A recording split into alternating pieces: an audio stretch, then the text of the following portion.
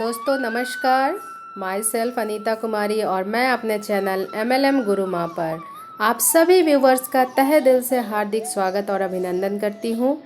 दोस्तों भगवान का बहुत बहुत धन्यवाद, बहुत बहुत आभार कि उन्होंने मुझे मनुष्य योनि में जन्म दिया और आप सभी व्यूवर्स के प्यार और विश्वास के लिए आप सभी को बहुत बहुत धन्यवाद और आभार।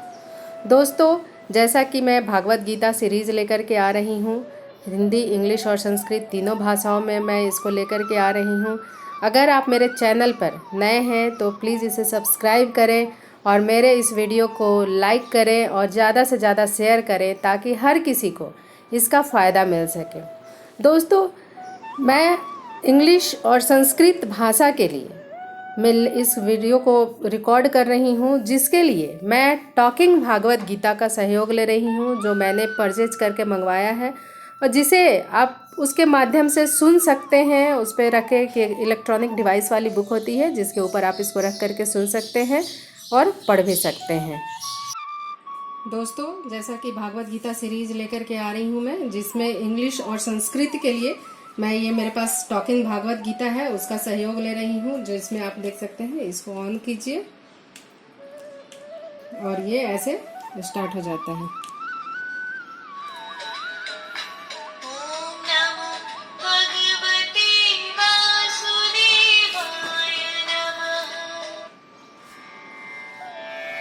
तो इसके लिए मैं संस्कृत और इंग्लिश के लिए इसका सहयोग ले रही हूँ ताकि आप लोग भी इसका फ़ायदा उठा सकें। Thank you very much. दोस्तों अगर आप इस टॉकिंग भागवत गीता को परचेज करना चाहते हैं तो इसका लिंक मैंने डिस्क्रिप्शन बॉक्स में दे दिया है। आप भी इसको सुन भी सकते हैं, इसको पढ़ भी सकते हैं, जैसे चाहे आप यूज कर सकते हैं, किसी को गिफ्ट दे सकते हैं, ये आपकी मर्ज़ी, इसके लिए कोई वो नहीं है। आप चाहे तो इसको परचेज करके खुद से भी पढ़ सकते हैं या फिर मेरे चैनल पे आकर के और इसको सब्सक्राइब कीजिए, ज़्यादा से ज़्यादा लोगों को इसको शेयर कीजिए ताकि हर किसी को इसका फ़ायदा मिले। और आज कोरोना जैसी मुश्किल घड़ी में जहाँ हर तरफ डर ही डर है, तो उस डर से निकलने का सिर्फ़ और सिर्फ एक ही रास्ता है और वो है भागवत गीता। भागवत गीता के बारे में बोलने की ज़रूरत नहीं है कि इसमें क्या है, सबको पता है और जिनको नहीं पता है वो इसको सुनेंगे तो ज़रूर पता चलेगा। तो भागवत गीता ज़रूर सुने, पढ़ें ताकि आपके मन से डर ख़त्म हो और जीवन की सच्चाई से रूबरू हो सके। Thank you very much. तो शुरू करते हैं श्रीमद् भागवत गीता अध्याय 1 इंग्लिश और संस्कृत में।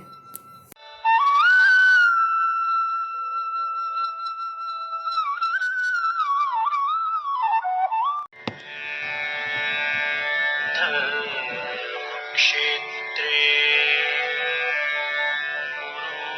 कुरुक्षेत्रे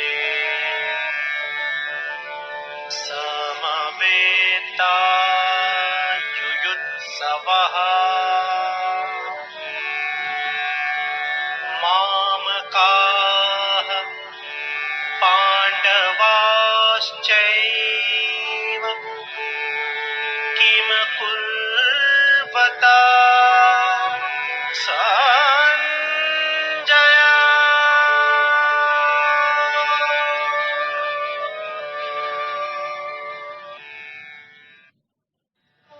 Dhritarashtra said, O Sanjaya, what did my sons and Pandu's sons do when they gathered for the battle at Dharmabhumi, holy ground Kurukshetra? Drishtva tu Pandavanikam vyudham duryodhanastada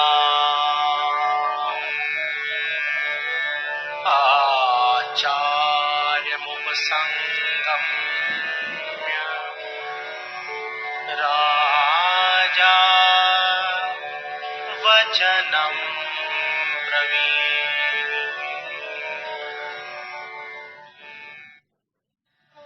Sanjaya said, after seeing the Pandavas' army drawn up in the battle array, King Duryodhana approached his guru Drona and spoke these words. Pandavas, the sons of Pandu,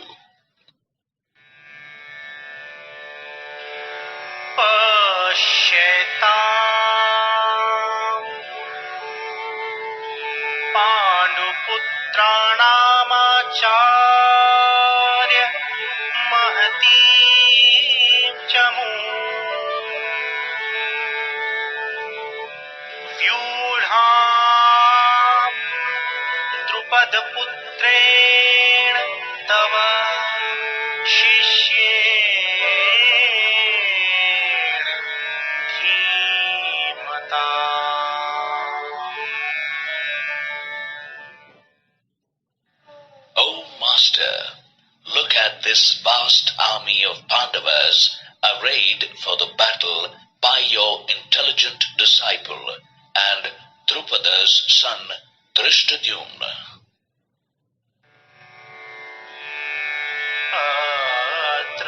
शूरा महेश्वासा भीमार्जुन समायुधि युयुधानो विराटश्च द्रुपदश्च महारथः.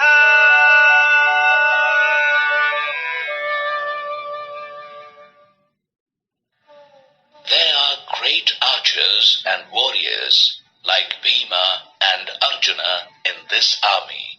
For example, Yuyudhana, Virata, and the valiant king Drupada.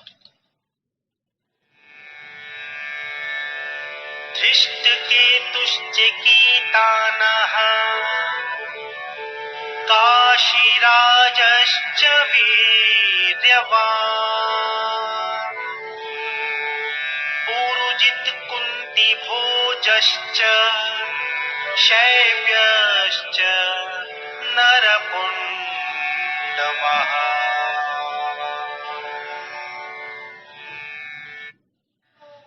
There are also Drishtaketu, Chekitana, and the valiant king of Kashi. The two brothers Purujit and Kuntibhoj and the best man Saibya are also there.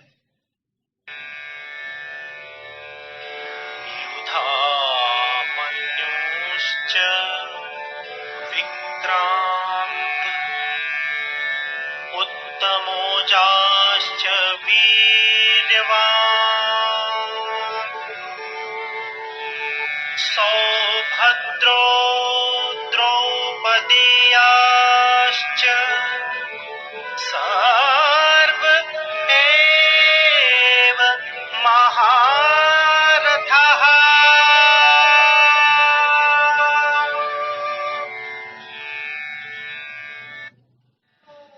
The valiant Yudhamanyu, the strong Uttamojas, Subhadra's son Abhimanyu, and Draupadi's sons are all mighty warriors. अस्माकं तु विशिष्टाय तान् निबोध द्विजोत्तमा नायका मम सैन्यस्य संज्ञार्थं तान् ब्रवीमि ते.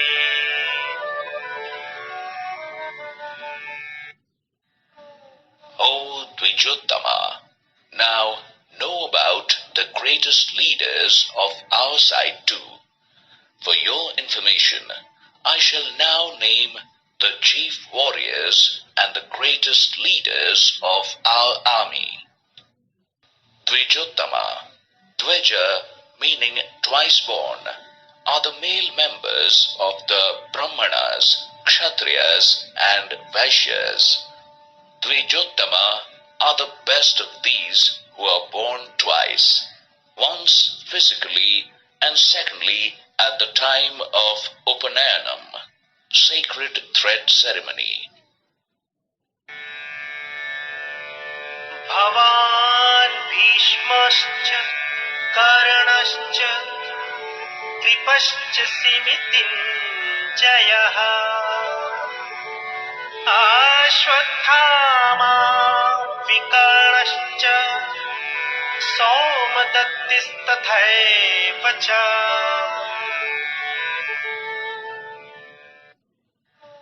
It has you, Dronacharya, Bhishma, Karna, the victorious Kripacharya, Ashwatthama, Vikarna, and the son of Somadatta, Purishrava.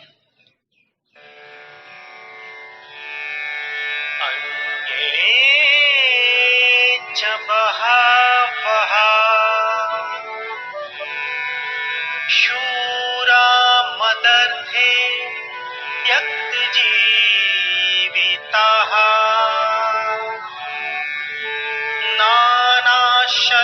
नानाशस्त्रप्रहरणाः सर्वे युद्धविशारदाः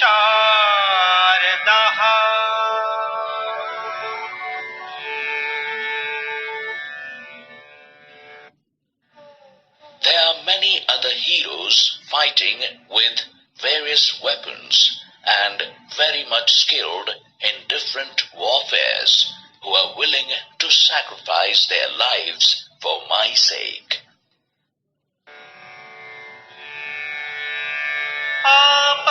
अपर्याप्तम् तदस्माकं बलम्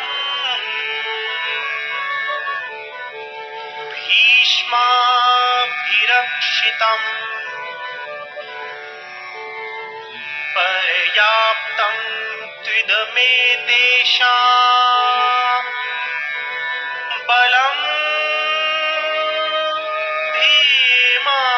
भीमाभिरक्षितम्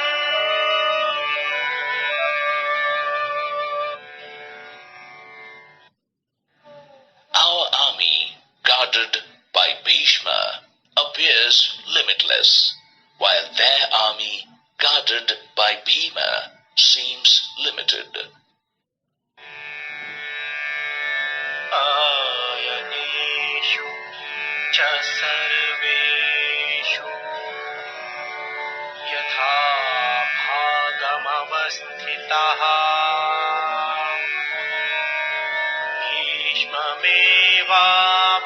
भीष्ममेवाभिरक्षन्तु भवन्तः सर्व एव हि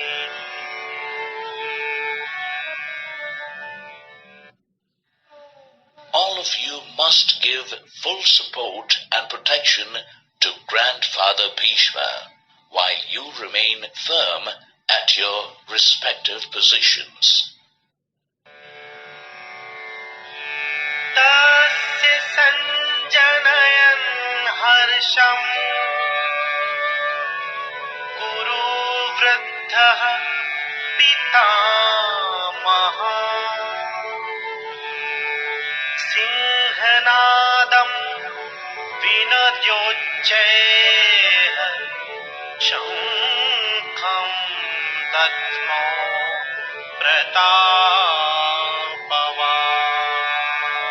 प्रतापवान् Bringing joy to Duryodhana, the eldest of the Kurus, Grandfather Bhishma blew the conch shell, sounding like a lion roar. ततः शङ्खाश्च भीर्यश्च पणवान् खगोमुखः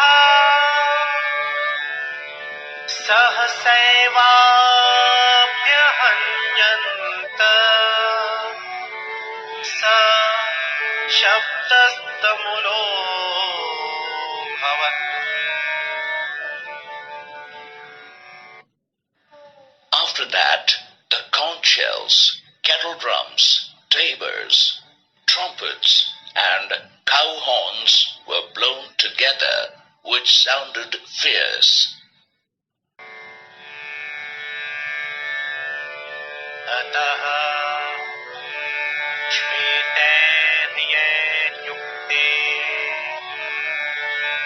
महती स्यन्दने स्थितौ माधवः पाण्डवश्चैव दिव्यो शङ्खो प्रदध्मतु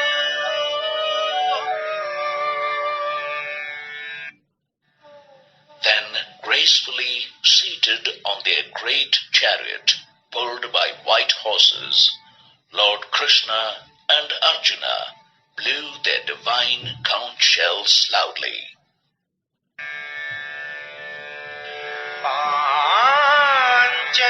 पाञ्चजन्यम् ऋषिकेशो देवदत्तं धनञ्जयः पौण्ड्रं दध्मो महाशङ्खम् भीमकर्मा वृकोदरः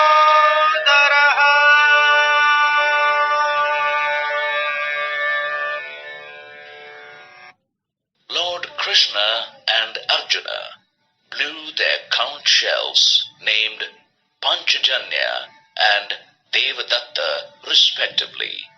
The brave and adventurous Bhima blew his great conch shell named Pondra.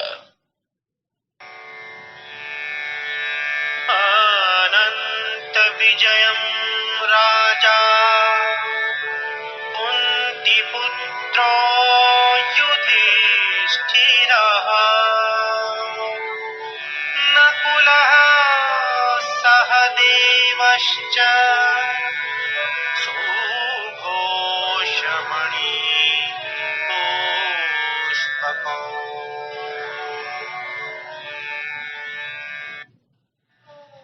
Kunti's son, King Yudhishthira, blew the conch shell named Ananta Vijaya.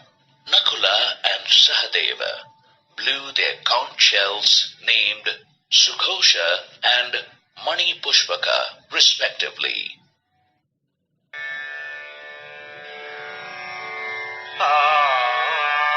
काश्याश्च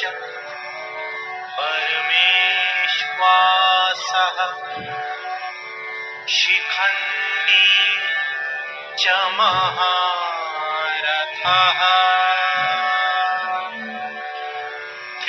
धृष्टद्युम्नो विराटश्च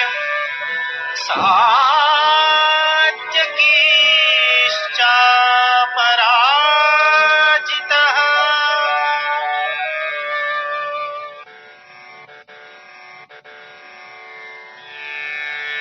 द्रुपदो द्रौपदेयाश्च सर्वशः पृथिवीपते सौभद्रश्च महाबाहुः शङ्खां दध्मुः पृथक् पृथक् The great archer, king of Kashi, the great chariot rider, Shikhandi, Drishtadyumna, King Virata, and the victorious Satyaki. O Lord of the earth, King Drupada, Draupadi's sons, and the mighty son of Subhadra, Abhimanyu, blew their respective conch shells separately.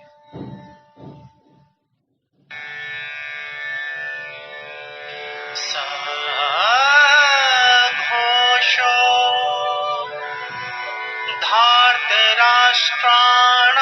धार्तराष्ट्राणाम् हृदयानि व्यदारयत्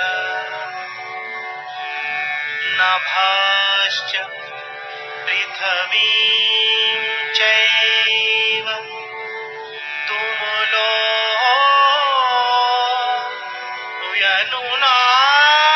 व्यनुनादयन्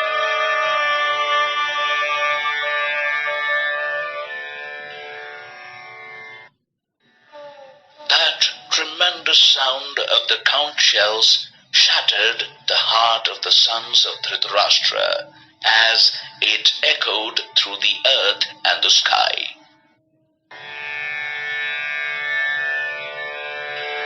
अथ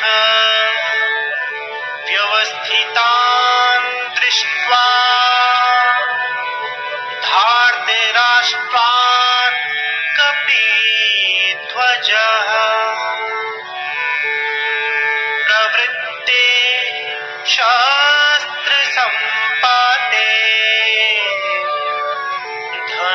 धनुरुद्यम्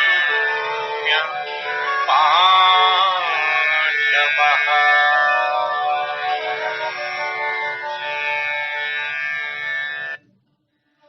O king, after seeing all the weapons ready for the battle, Pandu's son Arjuna, who has the sign of Hanumana as his chariot flag, raised up his bow and said this to Lord Krishna.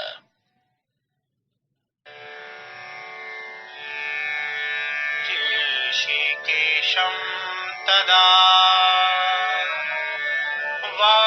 वाक्यमिदमाह महीपते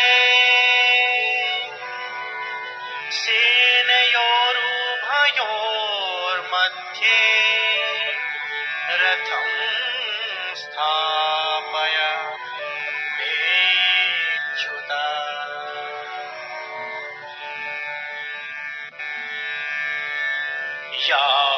यावदेतान् निरीक्षेऽहम्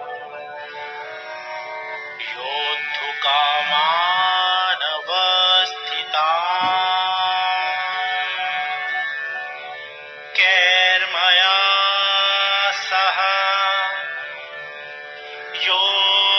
योद्धव्यमस्मिन् रणसमुद्यमे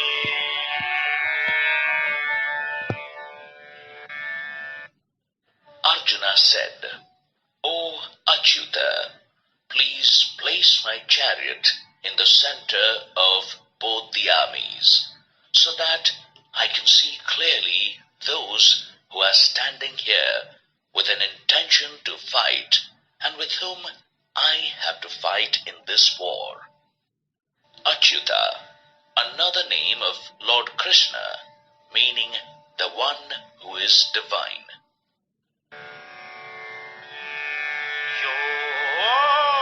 योत्स्यमानान् वीक्षेऽहम् य एते त्रिसमागतः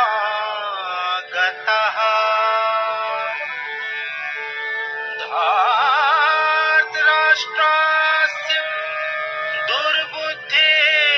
दुर्बुद्धेर्युद्धे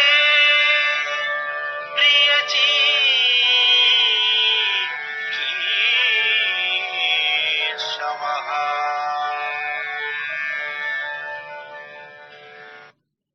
I would like to see all those who have come to fight from the side of evil-minded Duryodhana, son of Dhritarashtra. एवमुक्तो ऋषिकेशो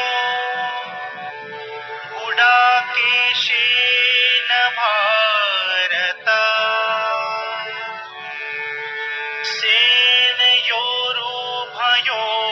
सेनयोरुभयोर्मध्ये स्थापयित्वा रथोत्तमम्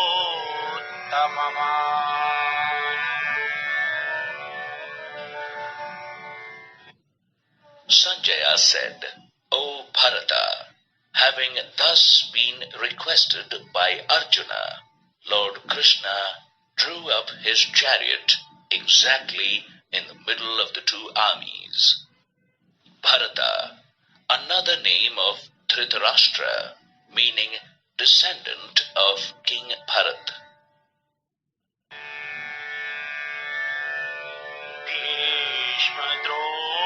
भीष्मद्रोणप्रमुखतः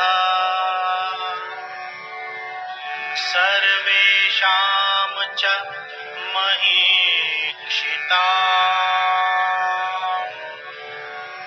उवाच Partha पश्येताम्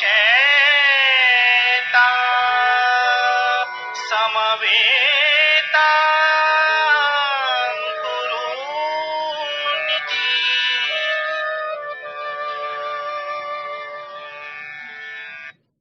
Surrounded by Bhishma, Drona, and all the other great rulers of the planet, Lord Krishna spoke, O Partha, look at the members of the Kuru family assembled here.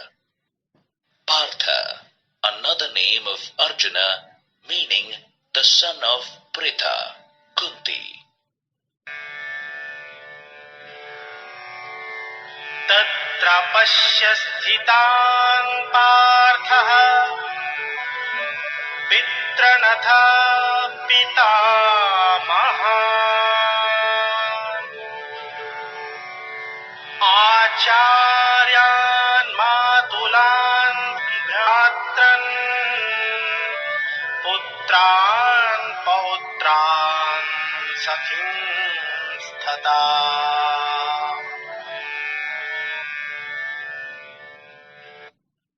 Arjuna saw his uncles, grandfathers, teachers, maternal uncles, brothers, cousins, sons, grandsons, and other soldiers standing in both the armies.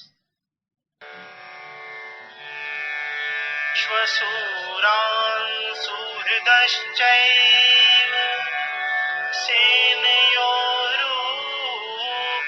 सेनयोरुभयोरपि तान् समीक्ष्य स कौन्तेयः सर्वान् बन्धूनवस्थितान्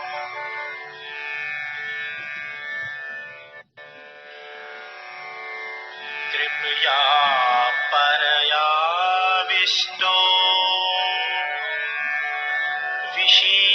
विषीदन्निदं ब्रवीत्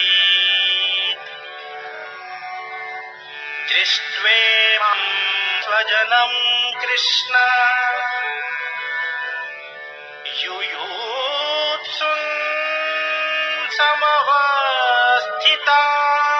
समवस्थितान्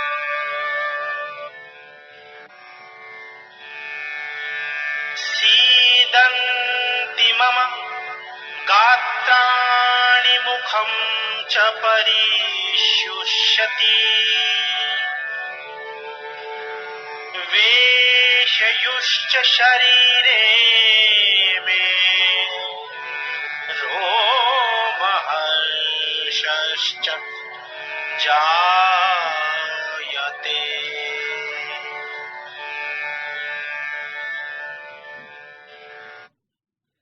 Arjuna saw his fathers-in-law and well-wishers standing in both the armies. Seeing all of them assembled for the battle, he was filled with deep compassion, and thus spoke these words in sorrow. O Krishna, seeing my relatives and friends assembled for the battle here, my limbs have become weak, my mouth has become dry, my body is shivering, and I am having goosebumps. गाण्डीवं स्त्रंसते हस्तात्वक्चैव परीक्षते न च श्नकं व्यवस्थातुं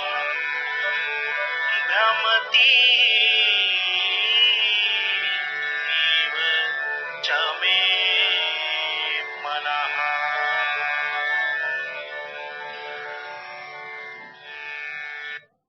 My bow Gandiva is slipping from my hand, and my skin is burning.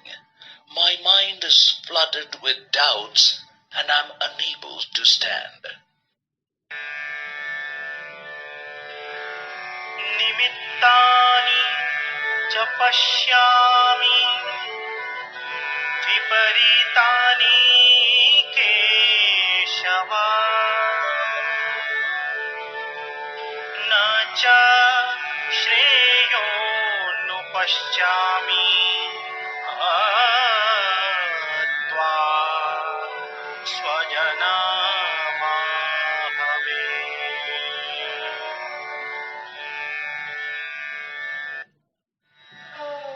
O Keshava, this seems to me as an unfavorable indication. I do not see any good in killing my kinsmen in the battle.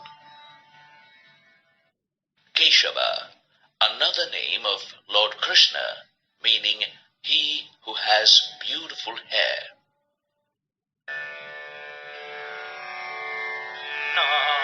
नाकाङ्क्षे विजयं कृष्ण न च राज्यं सुखानि च किं नो राज्येन गोविन्द किं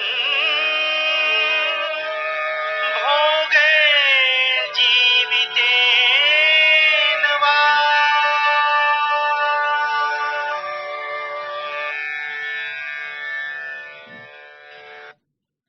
Oh Krishna, I don't want victory, kingdom or pleasures. Oh Govinda, what is the benefit of acquiring such kingdom or pleasures? Govinda, another name of Lord Krishna, meaning knower of the self.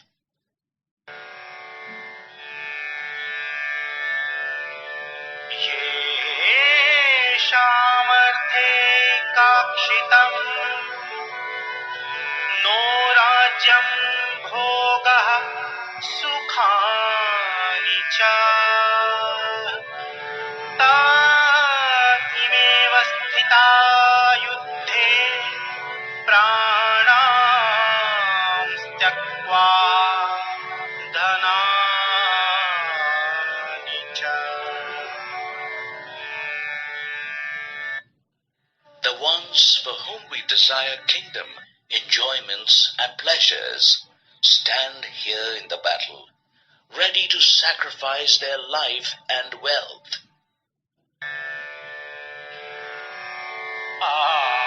आचार्यः पितरः पुत्रास्थैव च पितामहाः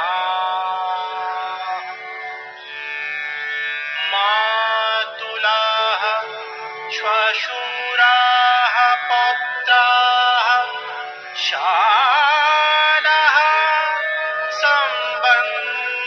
सम्बन्धिनस्तथा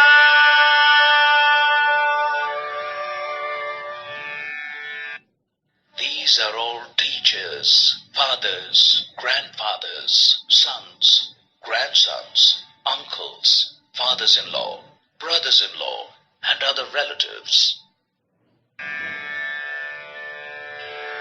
एतान् हन्तुमिच्छामि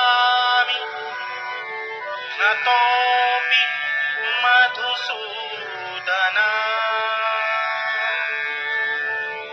अपि त्रैलोक्यराजस्य हेतुः किं नो महीकृते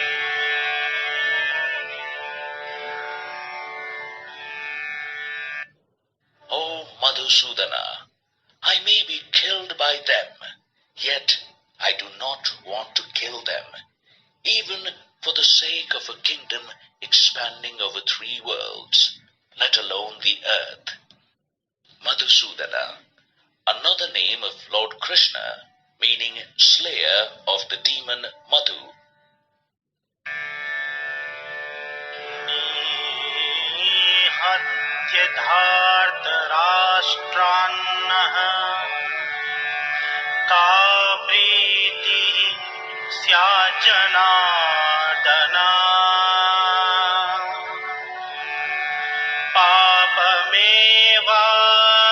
पापमेवाश्रयेद स्वान्नः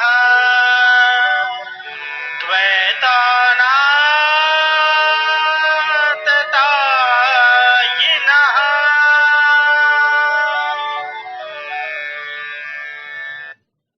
O Janardana, what happiness will we gain from killing these sons of Dhritarashtra? Rather, it will be a sin to kill these trouble-creator men. Janardana, another name of Lord Krishna, meaning he who is the favorite of his devotees for fulfilling their desires. तस्मान्नहार वयम् हन्तुं धार्तराष्ट्रान् सबान्धवान् स्वजनं हि कथं हत्वा सुखिनः स्याम माधव।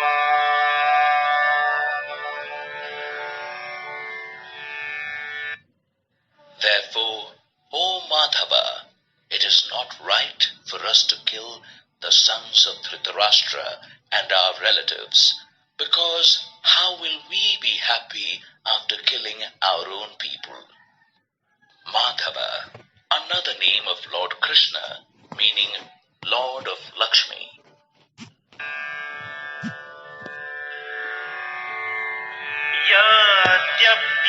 यद्यप्येतेन पश्यन्ति लोभोपहत चेतसः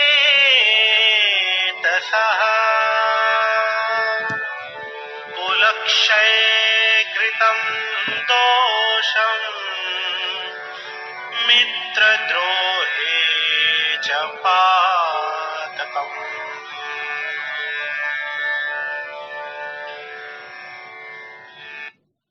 Although these people are overpowered by greed, they see no fault in the destruction of families and no sin in enmity to friends.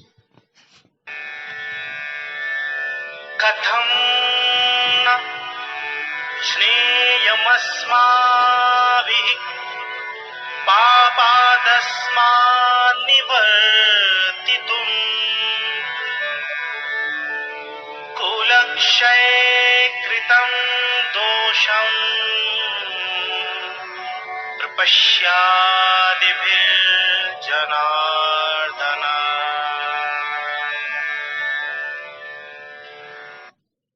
O Janardana, when we clearly see the destruction of families, then why should we not consider turning away from this sin? कुलक्षये प्रणश्यन्ति कुलधर्माः सनातनः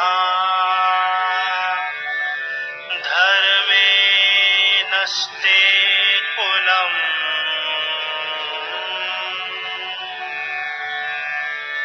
कृत्स्नम् अधर्मोऽभिभवत्युत।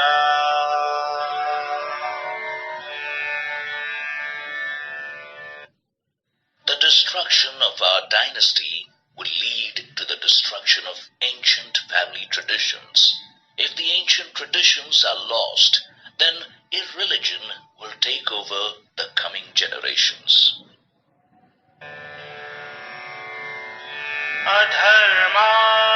अधर्माभिभवात् Krishna प्रद्युष्यन्ति कुलस्त्रियः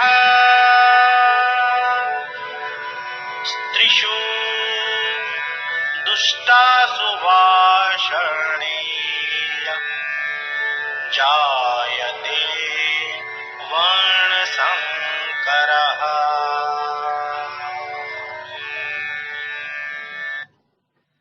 O Krishna, when irreligion takes over, the women of the house become impure. O Varshaneya, when women become impure, it gives rise to unwanted progeny. Varshaneya, another name of Lord Krishna, meaning descending from the Vrishni clan.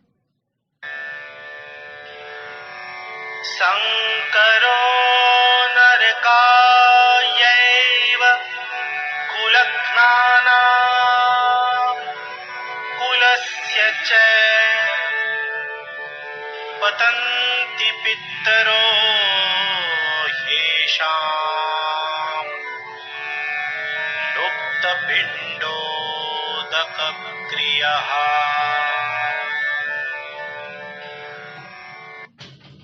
the intermingling of castes lead the unworthy and the family into hell.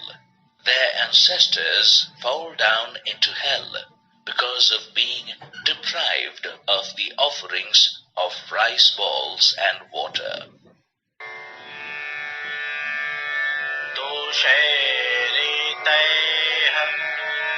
कुलघ्नानाम्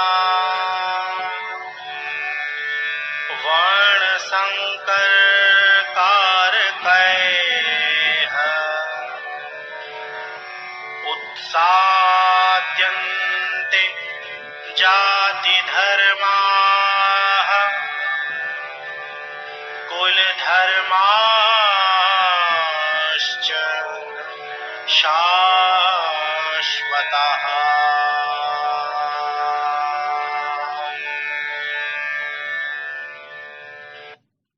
Such evil deeds of the destroyers of the family cause intermingling of castes. Thus, the ancient caste traditions and family customs are destroyed.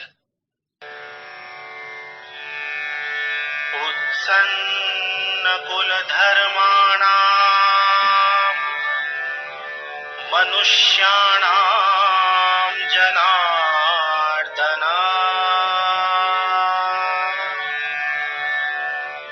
नरके नियतं वासो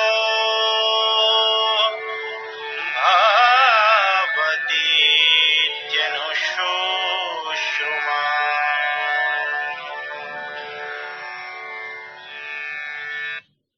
O Janardana, we have heard that those whose family traditions and values have been destroyed, they are destined to live in hell for an unknown period of time. अहो बत महत्पापम् कर्तुं व्यवसिता वयम्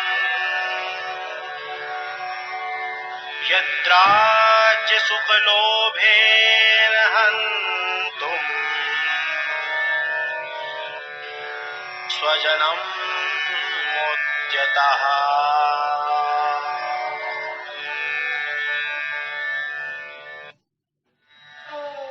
Alas, in greed for the pleasures of this kingdom, we have involved ourselves in committing a great sin that will lead to the destruction of our race.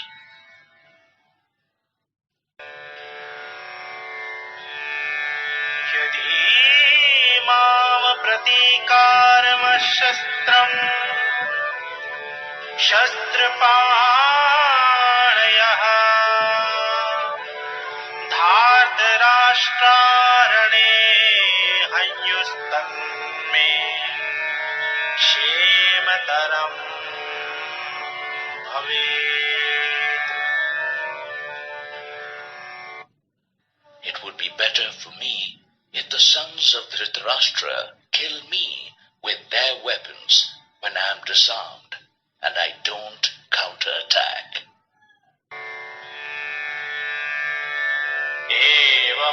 एवमुक्त्वार्जुनः सङ्ख्ये रथोपस्थ उपाविशत् विसृज्य सशरं चापम्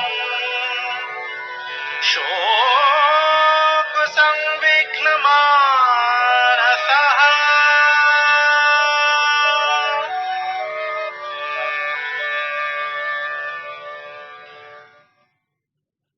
Sanjaya said, having said this, heartbroken with grief in the middle of the battlefield, Arjuna dropped his weapons and sank in the center